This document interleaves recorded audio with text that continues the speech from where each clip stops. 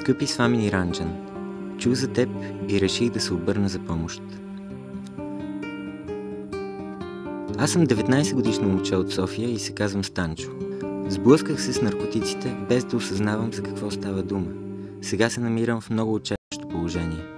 Отдавна се опитвам да се спася от навика, който ме погубва и взима всичко най-хубаво и ценно от мен, но без успех. Не знам какво да правя. Моля те, изпрати ви напътствия и лична мантра. С любов и уважение аз очаквам твоя отговор.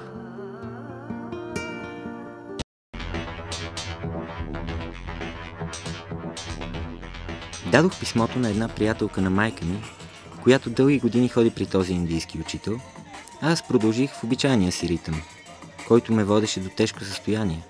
Осъзнавах безкрайна нужда от промяна, тъй като изпитвах с цялото си тяло и съзнание резултата от ужасната зависимост. В този момент не вярвах, че мога да се избавя от нея просто ей така. Приятели казваха, че психическата зависимост остава за цял живот. Сега вече знам, че в това няма нищо вярно. Като се прибрах една нощ, на масата имаше писмо от Индия. Честно казано, не очаквах отговор, нито промяна, която Ниранджан да ми донесе. Отворих писмото и първото, което видях, бе Ом Намаш Шивай, личната мантра, която Ниранджан ми изпращаше. Няколко думи, които щяха изцяло да променят живота ми.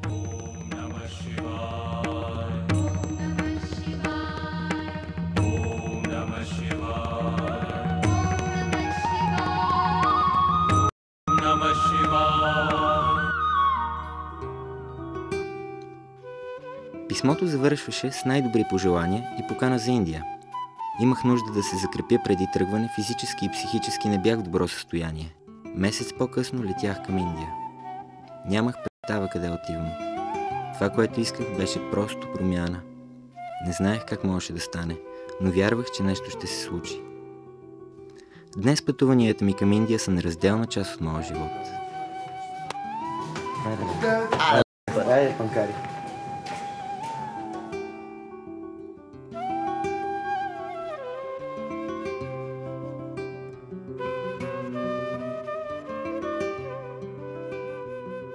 10 години по-късно това е по-различно пътуване. Искам да благодаря на хората, които ми помогнаха и ме вдъхновиха за нов живот.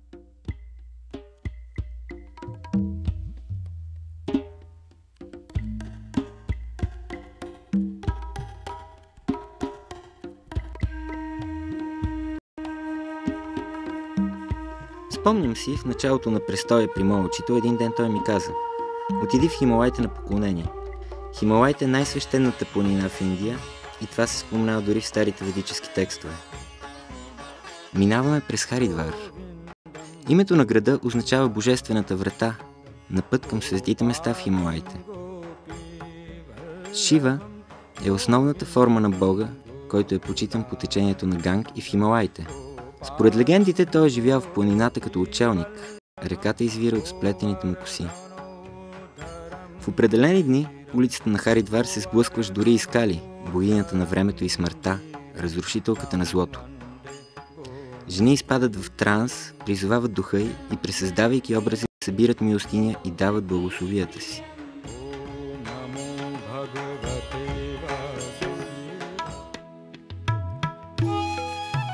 Основната цел на пътуването е изворът на Ганг. Продължаваме по пътя към Хималайте, който става все по-стръмен, тесен и с много завои.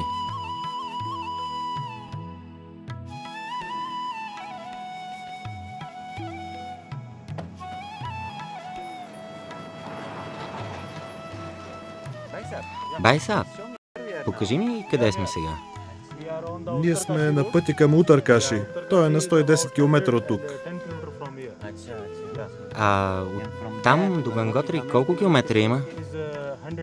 Още 100 км. Колко време е това? Още 3 часа. Пътят труден ли е? Труден, много е труден. Когато тръгнах първия път за Хималайте, не очаквах нищо особено да се случи. Същото шосе, по което сега се движим, ми се струваше толкова опасно.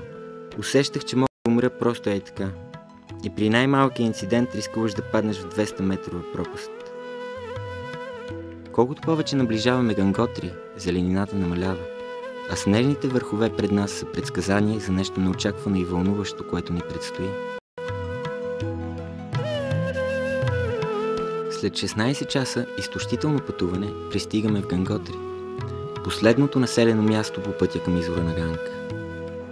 То е едно от свещените места в Индия с много храмове. Това е Ганготри и се намира на 3000 метра над морска височина. Асфалтовият път свършва тук. До свещения извор на Ганг ни остават последните и най-тежки 18 км, които ние трябва да извървим пеша. Доста ходене ни чака. Този път е проходим 6 месеца през годината. Имаме късмет, че пристигаме последния ден преди затварянето му. Когато учителят ме изпрати тук за първи път, беше само 6 месеца след като бях скъсал със стария си живот. Сами аз бях удивен, че съвсем доскоро киснех в подлеза на НДК в очакване на пласьор. Това, което усетих по време на първото си изкачване, ме накара да погледна на живота по друг начин. Мислите, които идваха в съзнанието ми, бяха породени от величието на планината и красотата, която ме заобикаляше от всякъде. Без да зная какво правя, на всяка крачка повтарях Ом Намah Шивая, моята лична мантра. Едва след като се върнах, усетих резултата и се убедих в силата на тази практика. Съзнанието наистина се прочиства и се чувстваш толкова лек и щастлив. Откъде идвате? От Чирваса. Колко километра са до Чирваса? 7 км. А оттам до Буджваса? Оттам са 5 км. Ще пристигнем ли до вечерта в Буджваса? Без проблеми. Благодаря ви. Всичко най-добро. Докато се изкачвах, имах време да погледна предишните си действия.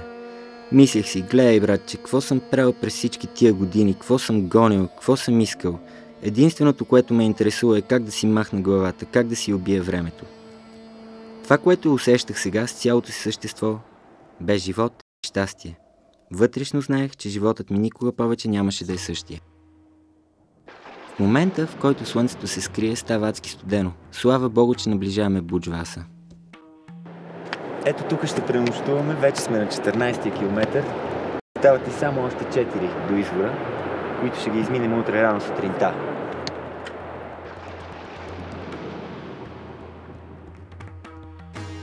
След ледената нощ ставам рано, за да продължа до извора.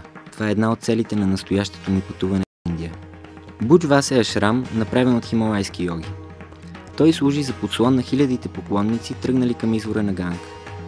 На тръгване срещам Рам Баба, един от йогите, който отговаря за ашрама. Той живее в Хималайте от 35 години. Аз се отказах от всичко и сега живея в една пещера. В момента няма вода до пещерата и вчера слязох в ашрама. Водата на това високо място е замръзнала. Утре тръгвам бавно на поклонение из цяла Индия. Какво ти дава вътрешно щастие?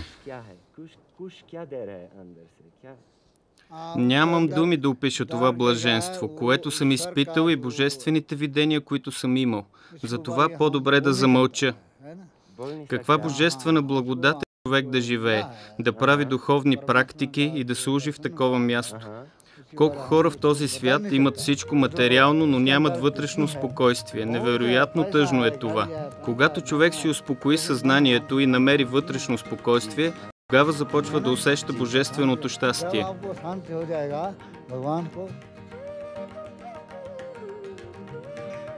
По пътя си мисля за божественото щастие, за което Рам Баба говореше. Питам се как е възможно да го усещаш, когато живееш в големия град. Когато трябва да се грижиш за ежедневната си прехрана. Как можеш да постигнеш това спокойствие и щастие в обикновения живот? Около извора виждаме каменните символи на Шива и неговата предана крава. Всеки има свой начин да отдаде почита си към свещеното място.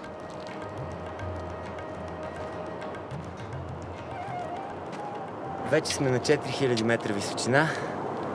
На броени минути сме от извора. Не ни става друго, освен да отидем и да се потопим в него. Ганг извира от ледник и мястото се нарича Гомук, което означава устата на кравата, защото начинът, по който водата изтича от ледника, напомня за тази форма. Хиндуистите приемат, че най-свещената баня е къпенето в извора на Ганг. Те обожествяват реката и я наричат майка Ганга. За тях в Ганга не тече обикновена вода. Тя има качествата на божествен нектар. Дори на хинди съществуват две различни думи. Едната пани е за вода по принцип, а другата джал е за свещените води на Ганг. Докато се изкачвах, вътрешно се подготвях за този момент, в който ще се озова на извора и ще се изкъпя. Имах нужда да седна и да се помоля, да благодаря и да изпратя своята любов към близките си. В момента, в който седя до реката, съзнанието ми изцяло е пропито от шума на водата.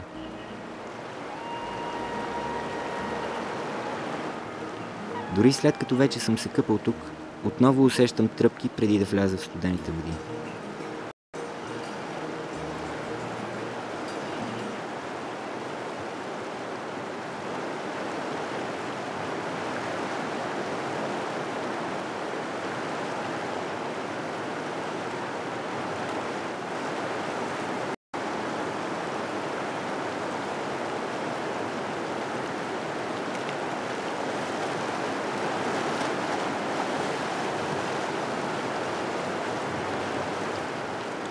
Водата е ледена. Лед. Лек шок за организма и лек шок първите секунди след като излезнеш, въобще не знаеш какво става. Но иначе вече след първите 5 секунди става много приятно. Казвам, че след като се изкъпеш в Ганга, специално до извора на Ганг, всичките ти грехове са отнесени надолу с течението на реката и всичките ти грехове са измити. Не знам дали се чувствам различно, но се чувствам със сигурност много добре и много щастлив.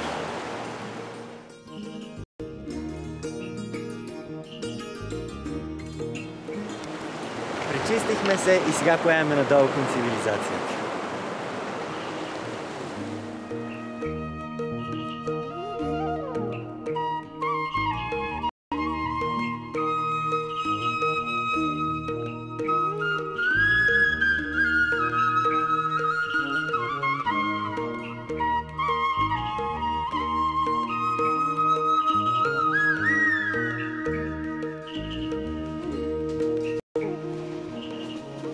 След Хималайте ми предстои среща с човека, който преобърна живота ми.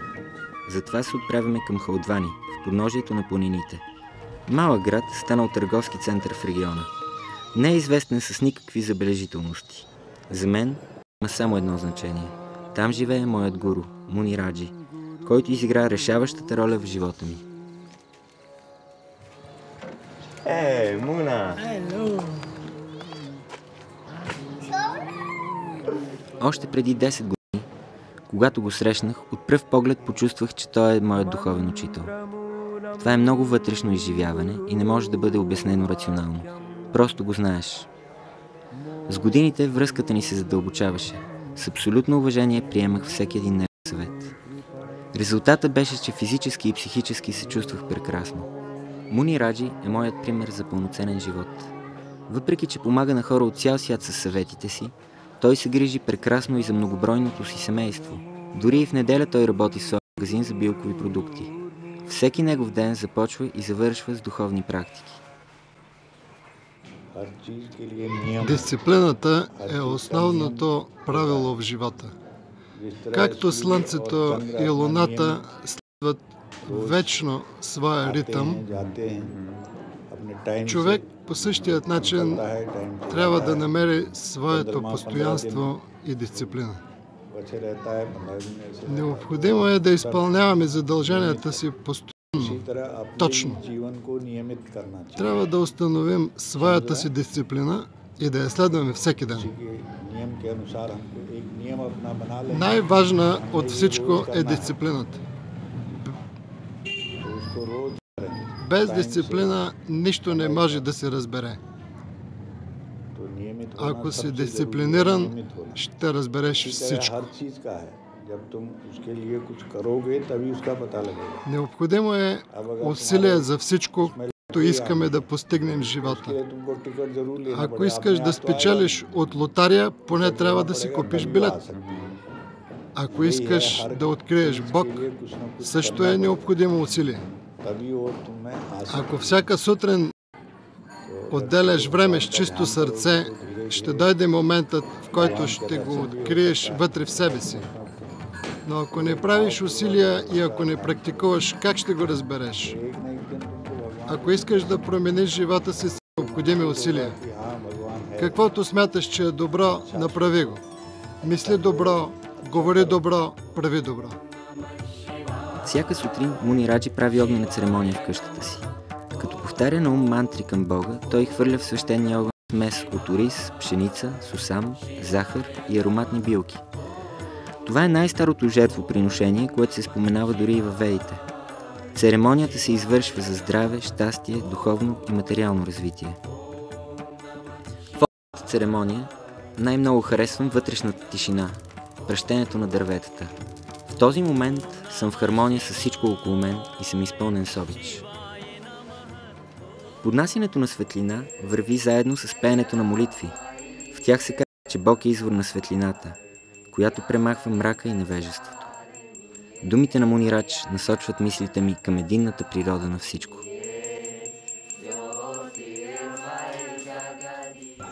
Всичко принадлежи на Бог.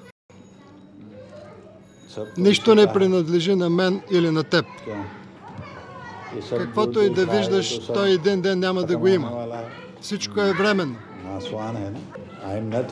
Аз съм нищо.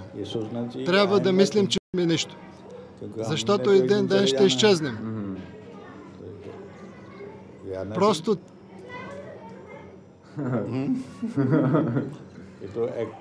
Просто трябва да играем ролята си тук и един ден ще си отидем. Тези дни, през които живеем на земята, е по-добре да мислим добро, да говорим добро и да правим добро. Най-великото е човечността. Всички религии са създадени от хората. Когато сме родени, ние нямаме религия. Истинската религия е да бъдеш истински човек.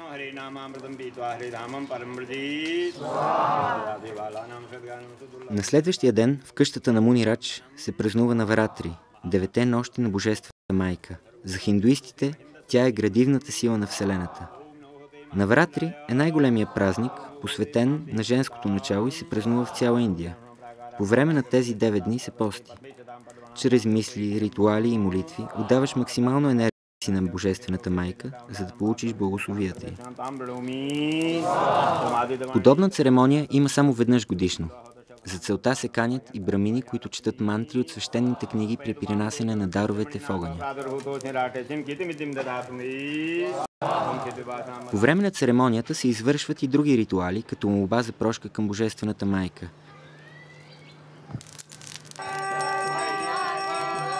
Муни Радж поема отговорността да се грижи за ашрамите и последователите на Бабаджи, след като напуска физическото си тяло през 1984 година.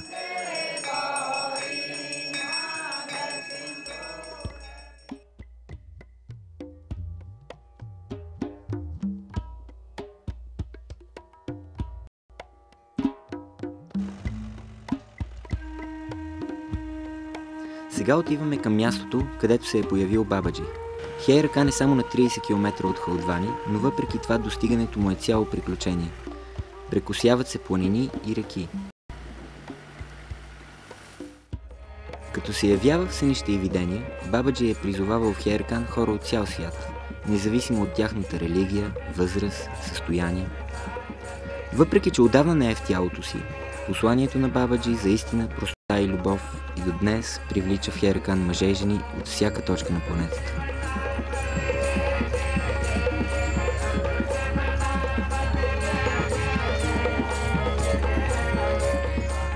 За първи път Бабаджи се появява в тази пещера през 70-та година. Той изглеждал на около 20 години. Днес много хора от всички краища идват тук на поклонение.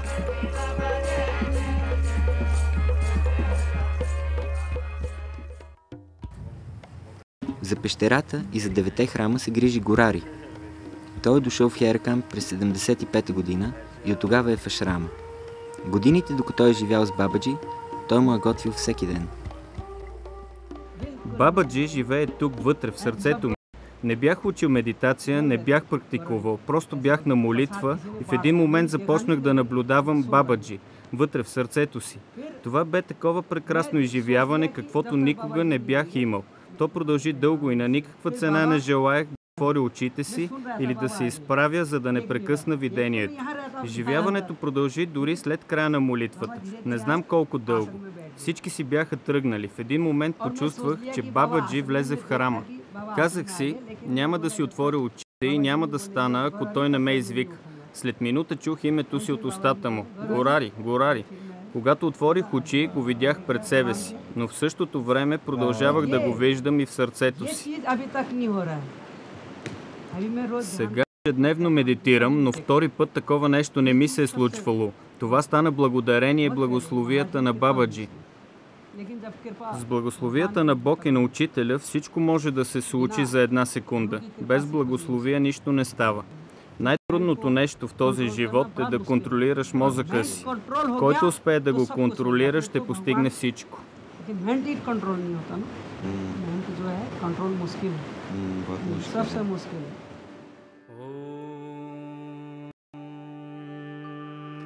Службата на Горари в храмовете започва от 4 часа сутринта, когато ги отваря и измива. Той преоблича и украсява всички мурти, образите на различните богове, след което им принася храна и аромати. Службата му завършва с предлагането на огън, на светлина.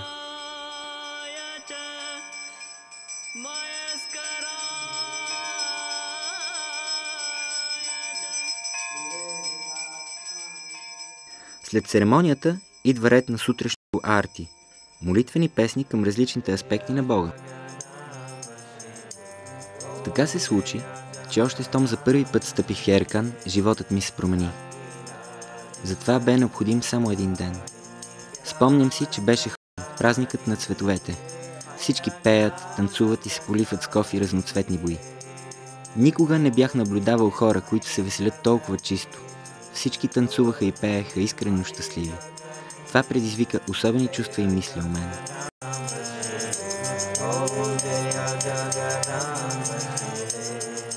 След като всички отидоха на обяд, имах странно преживяване на брега на реката. Чувствах, че в мен нещо се променя, пречупва, трансформира. Сякаш бях воден от непозната за мен сила. Кристално ясно разбрах и видях, че времето загубено да търся изживявания чрез наркотици е вече минало. Това, което изпитвах, бе нещо, което не бях усещал досега. Чисто и непринудено щастие. Удивен бях и от хората. От всеки строеше доброта, енергия, живот, оригиналност. Вътре в себе си почувствах, че вече никога няма да бъда същия. Бях се докоснал до това, което търсих през всичките тези години.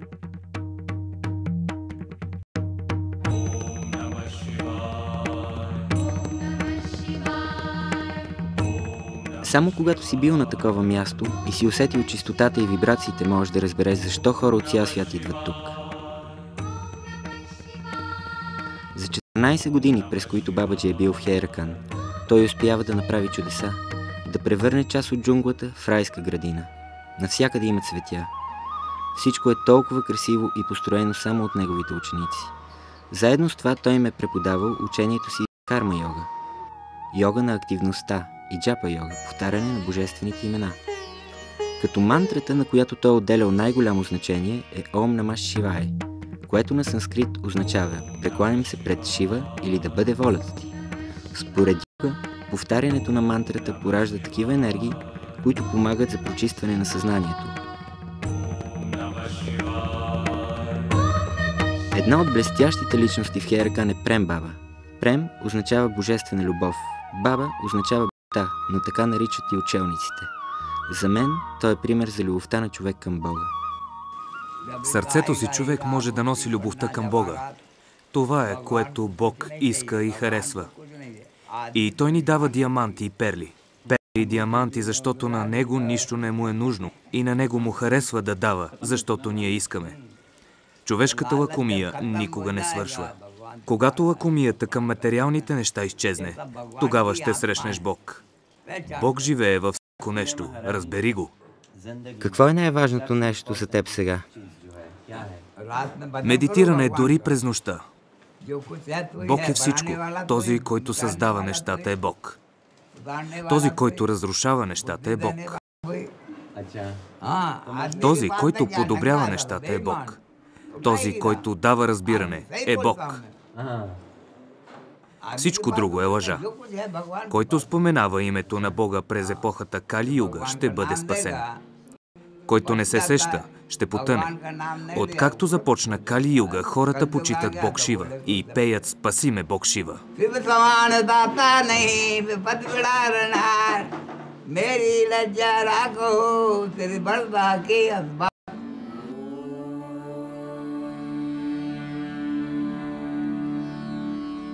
Важен елемент е поставянето на чандан.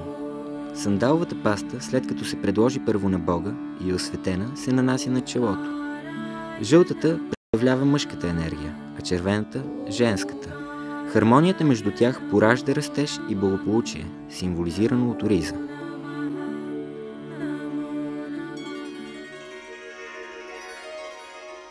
Храната, като всичко наоколо, е много обикновенна – ориз, леща и зеленчуци всеки ден. Преди сервиране, храната се предлага на Бога. По този начин тя се превръща в прасад, благословенна храна.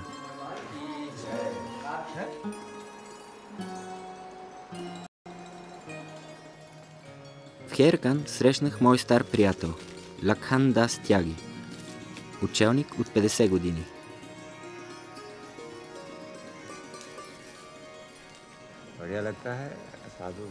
Толкова е хубаво да живееш просто и свободно близо до природата.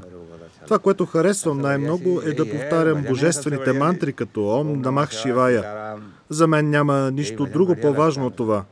Всичко, от което имам нужда, е любовта на Бога. Учелникът реши да ми покаже как се прави пуджа на Хануман. Хануман, богът с маймунско лице, синът на вятъра, толкова мощен, че може да премести и планини. Но най-голямата му сила, че в сърцето му е единствено любовта към Бог, а в съзнанието желанието да му служи.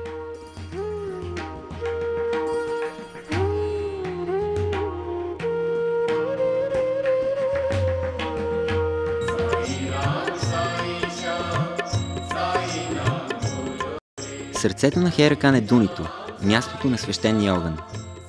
Огнището се сравнява с устата на Божествената майка. Преди повече от 20 години, със собствените си ръце, Бабаджи построява това огнище.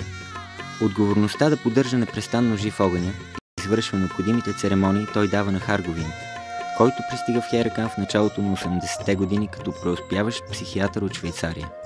Срещата му с Бабаджи преобръща личния му свят. Ако трябва да използваме западни понятия, това е мястото, през което преминава много мощна енергия. Ако останете тук по-дълго, ще започнете да усещате промяна. Понякога промените се случват по-бързо, друг път по-бавно. Но това е мястото за промени и среща със себе си.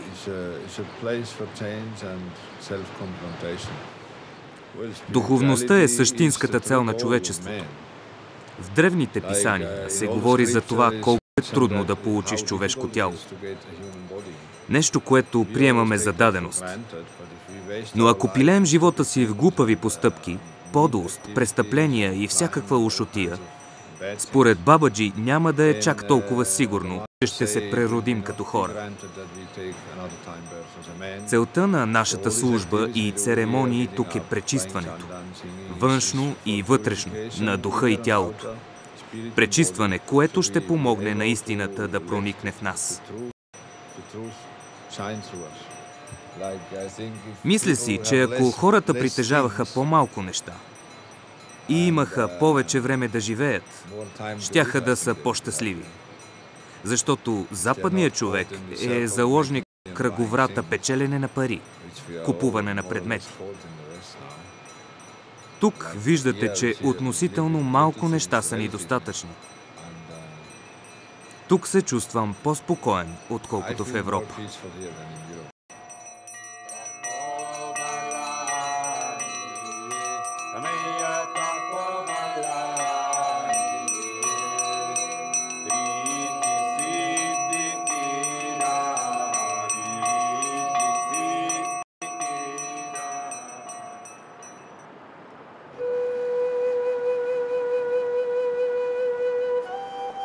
Дори след като сърцето ми намери своя дом в Херакан и около Мунираджи, аз почувствах, че е време да изразя благодарността си и към Свами Ниранджан. Това е човекът, който ми изпрати мантрата Ом Нама Шивая и чрез отговора на моето писмо от преди 10 години ми даде вдъхновение и сила да потърся промяната.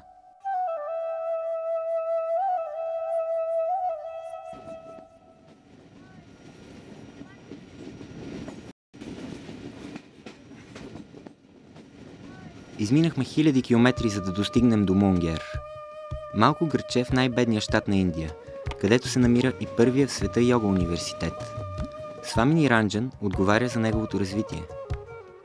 Свами наричат хората, които са се отрекли от светския живот и са се посветили на духовния напредък. Ниранджан е последовател на Шивананда, един от най-великите учители в Индия. Денят, в който попаднахме там, той говореше на хора от цял свят за подобряване на живота чрез практикуване на йога.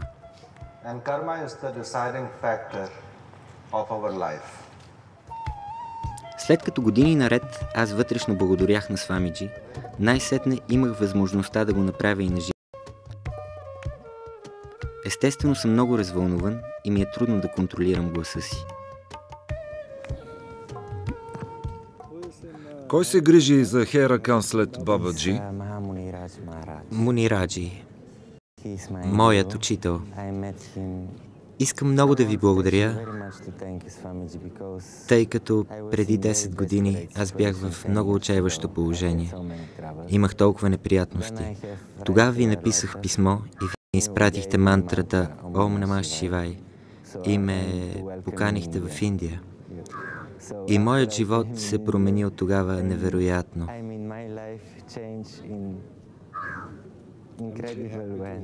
Много се радвам да чуя това. Това е твоят дом, далеч от къщи. Чувствам същото. Искам да ви благодаря и да ви попитам. Как съвременният човек може да постигне баланс между духовното и материалното в този модерен свят?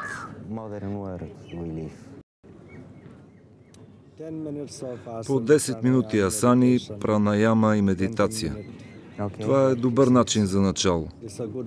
С времето поривът към духовното става все по-силен. И когато духовното ти желание се засили, стане по-голямо, тогава може да изпиташ живота в ашрам. А кой е правилният начин на живот в съвременния материален свят, в голям град, например? Верният път в материалния свят е този на мъдростта. Има една история от Рамаяна.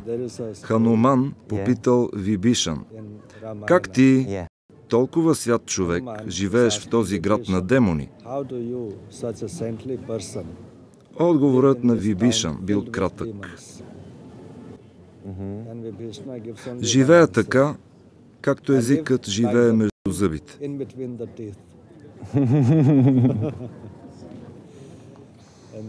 Така трябва да се живее. Благодаря ти много.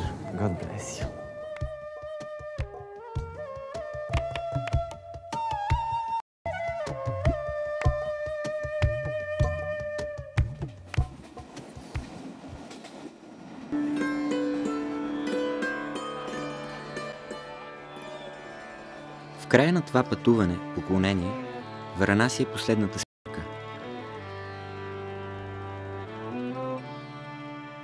Най-старият жив град, градът на Шива. Любимият ми град в Индия. И до ден днешен човек може да усети тук любовта на хората към силата, която движи всичко. Варанаси е на брега на Ганг. Вярващи от цяла Индия идват тук, за да дочакат последните си дни. Поверието е, че който умре в града, получава мокша, освобождение на душата от цикъла живот-смърт. Според легендите, преди тялото да бъде изгорено и прахта разпръсната в реката, идва бог Шива и прошепва Тарак мантра, която дава освобождението. На това проявление на Шива е посветен и храм.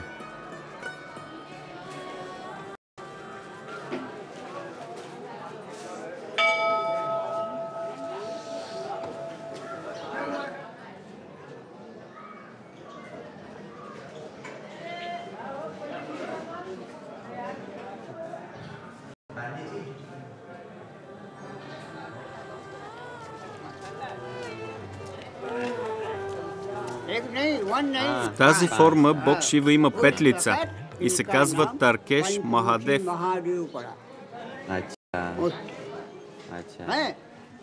От тогава Шива е боготворен във Варанаси, като Бог с 5 лица. Седни. Да, добре. Милиони богове вече живеели във Варанаси и когато Калбейрав е дошъл тук, не е намерил място. Тогава Шива е посочил палеца си и е казал: ако ти стигне това място, може да останеш да живееш.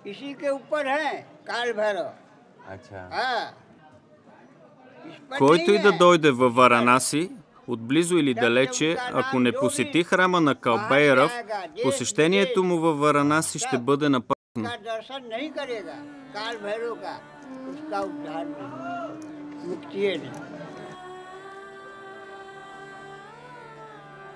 Храмът на Калбейрав е една от причините за първото ми посещение в Варанаси преди години. Господарят на сянката, великият лечител, повелителят на духове и животни, Калбейрав, представлява тъмната страна на нашето същество. Докато не я приемем, не може да се променим.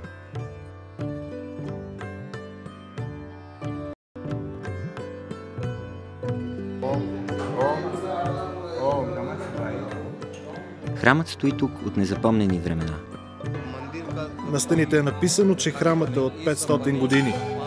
Но всъщност не се знае от кога е. Никой не е построил това мурти. Казват, че се е появил от само себе си. Ще намерите тази история в Шива Пураните.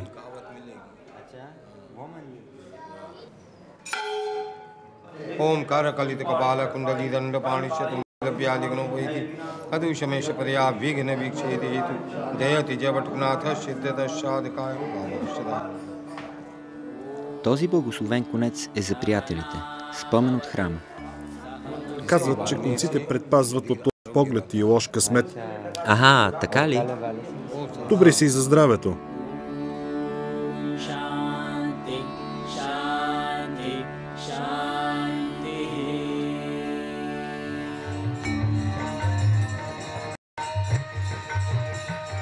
Специалната церемония Ганга Пуджа, посветена на реката, е уникална във Варанаси. Боготворенето на Ганг става по особено красив начин. Всяка вечер церемонията се превръща в спектакъл, който привлича хора от цял свят.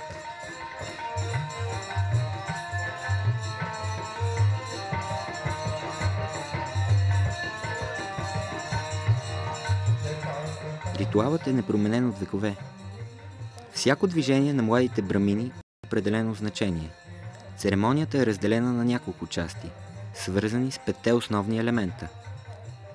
Брамините благодарят на богинята Ганга и символично й принасят въздух, вода, етер, земя и огън.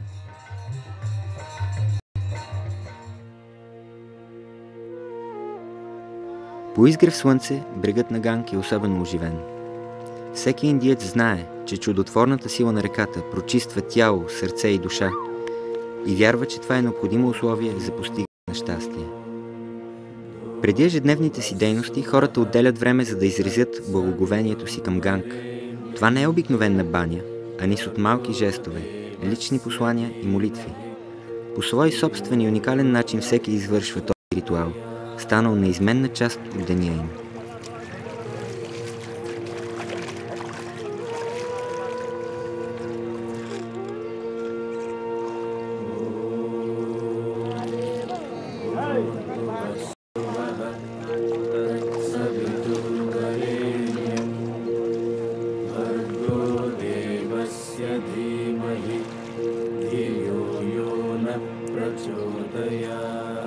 Изливайки вода срещу слънцето, те му благодарят за светлината и топлината, без които няма живот. Това, което ми харесва в тези утрини, е, че виждам как хората усещат Бог навсякъде. В слънцето, водата, земята, луната. Тяхната религия не е само почитане на идоли. Те търсят искрата на божествената сила навсякъде и във всичко.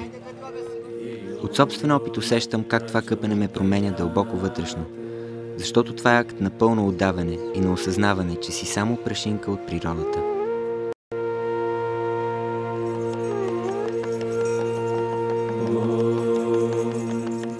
В Варанаси идват много йоги и учелници, за да се молят.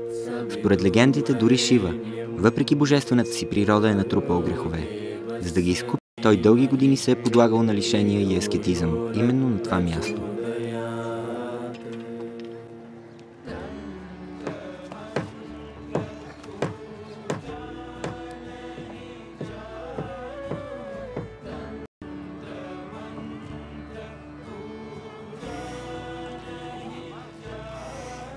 Казват, че живота е като река. Тя носи индивидуалността си, докато не се слее с океана.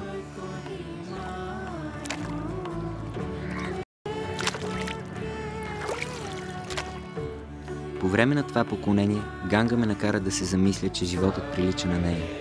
В началото е бурен и бърз. После се успокоява и помъдрява. Промяната е неизбежна, както никой не може да спре течението на реката. Вярата, че всичко се променя, ми помогна да приемам по-леко случващото се около мен и с мен.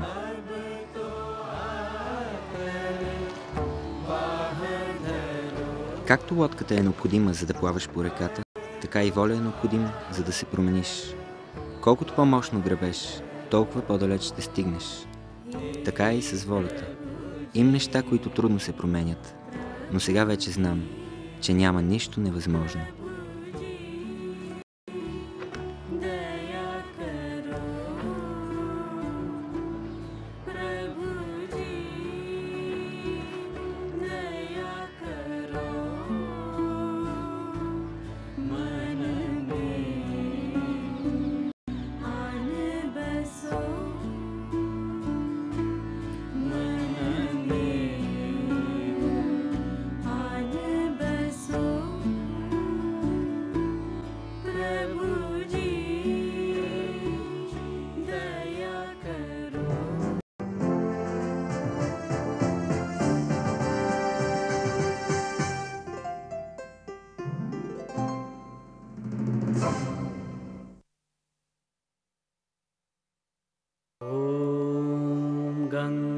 गणपतये नमः।